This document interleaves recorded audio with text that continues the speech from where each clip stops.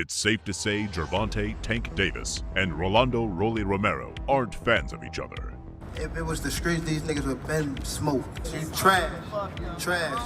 Both men have been very vocal about this matchup, even prior facing off in a pre-fight press conference back in October of last year. In fact, Rolly has not just had a lot to say about Tank, but also the lightweight division in general. Romero believes that after Tank, the champions of the 135-pound division will also fall to his boxing prowess, and that it's not about if, but when. I say it like this, people avoid me for a reason. People avoid me for a reason. Of course, Tank Romero should have happened back in December of last year, but after multiple women came forward to level sexual assault allegations against Romero, Rolly was removed from the December 5th Showtime pay-per-view bout, and in came the underrated but perhaps then untested Isaac the Pitbull Cruz. Davis faced some adversity, injured his left hand somewhere in the middle rounds, and even went the 12-round distance for the first time in his professional career, but fought well enough to score a unanimous decision over Cruz. However, nothing has really changed in the grand scheme of things. Romero was still the mandatory to Davis's WBA regular title, and Rolly was more adamant than ever that he would be the one to not only defeat Tank, but also stop the Baltimore native. I mean, you guys really want my honest opinion, man? If I was in the ring, I'd knock him the fuck out. And a few months after Davis Cruz, the investigation surrounding sexual assault accusations against Romero was closed without charges being filed. And with nothing holding back the bout anymore, Tank Romero is back on for May 28th. Funny enough, this blockbuster fight, which is sure to do big numbers on Showtime pay-per-view, has been met with a mixed reception since it was initially scheduled last year, with most believing that Tank is simply a couple levels above Romero, while Romero is undefeated and is a powerful puncher who wings his shots from awkward angles. He will be facing his best opponent to date. Moreover, the brash-talking 26-year-old has also had a dubious unanimous decision against Jackson Martinez go his way, in a fight where Martinez seemingly did more than enough to win. All three in favor of the winner, Rolando Romero.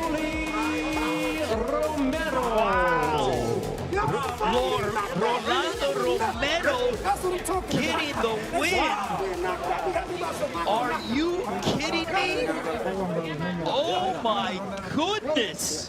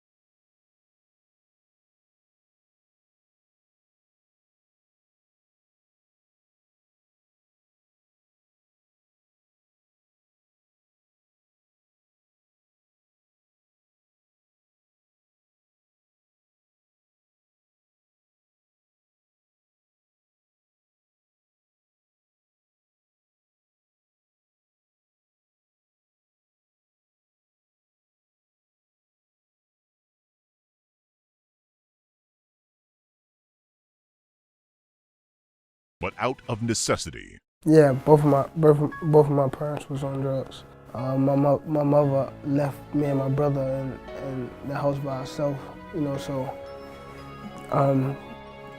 they took us into custody. Gervonta Davis witnessed drug abuse as a youngster and survived an onslaught of gun violence around his Baltimore neighborhood that turned hearts dark. In fact, Davis was the youngest of 3 brothers at age 5 when Child Protective Services ordered their mother to give up custody of her children. With his father imprisoned, Davis would move from foster home to group home, and the disruption of those formative years hardened Davis. And at age 8, he would fight the neighborhood kids, which included near grown-ups for his brother.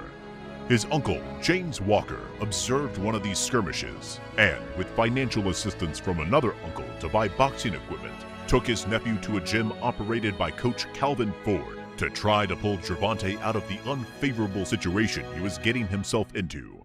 For those who watched the HBO series The Wire, Ford served as an inspiration for the show's character Cuddy, who on the show is a former stick-up man who's gone to jail for a long period of time, as Ford did for 10 years on racketeering and conspiracy charges. I don't want to hear no more street talk. We boxing up in here, we ain't fighting. And just like the character in the popular TV show, Ford would turn Tank's life around by occupying him with work in the boxing gym. By Gervonta's own admission, if it wasn't for the gym, he would have been out in the neighborhood running up to no good. But thanks to his prestigious talents, he was out of town most of the time, away competing in competitions. After a stellar amateur career, which included 205 wins and only 15 losses, Tank would go pro and never look back.